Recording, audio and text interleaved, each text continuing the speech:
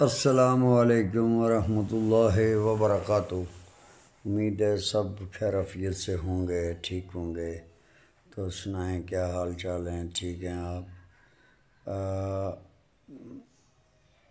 Long march, یہ مارچ وہ مارچ، بس یہی بات کرنی تھی کہ مارچوں سے کچھ نہیں بنے گا۔ یہ ملک اللہ رسول صلی اللہ علیہ وسلم کے نام پہ بنا ہے، اور اللہ رسول صلی اللہ علیہ وسلم کے طریقے پر چلنے سے ہی صحیح ہوگا، ورنہ یہ ایک جائے گا دوسرا آئے گا۔ مہنگائی ہے، یہ ہے، وہ ہے، یہ ایز اٹ از ایسے ہی رہیں گے، چونکہ جب تک احساس نہیں ہوتا کہ ہم نے ایک دن یہ دنیا چھوڑ کر جانا ہے، تو جس کو یہ یقین ہو جائے گا وہ ذخیرہ اندوز نہیں ہوگا، وہ بلف نہیں کرے گا، وہ جھوٹ نہیں بولے گا، وہ امانت کو امانت سمجھے گا، امانت میں خیانت کبھی نہیں کرے گا۔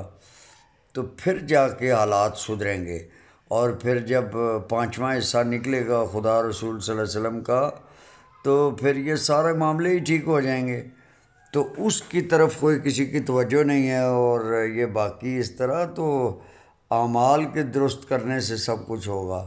جب تک اعمال درست نہیں ہوں گے، نیت درست نہیں ہوگی، تب تک کچھ نہیں بنے گا۔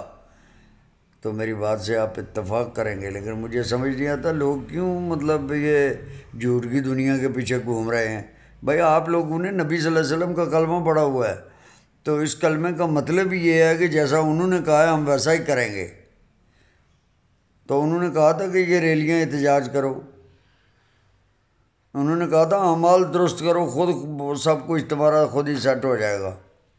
تو اللہ کی ذات ہم سب کو اپنے اعمال درست کرنے کی توفیق عطا فرمائے، اور حقیقی رہبر وہ ہوتا ہے جو آپ کو خدا رسول صلی اللہ علیہ وسلم کے قریب کرے۔ صحیح ہے نا بھائی؟ السلام علیکم ورحمۃ اللہ وبرکاتہ۔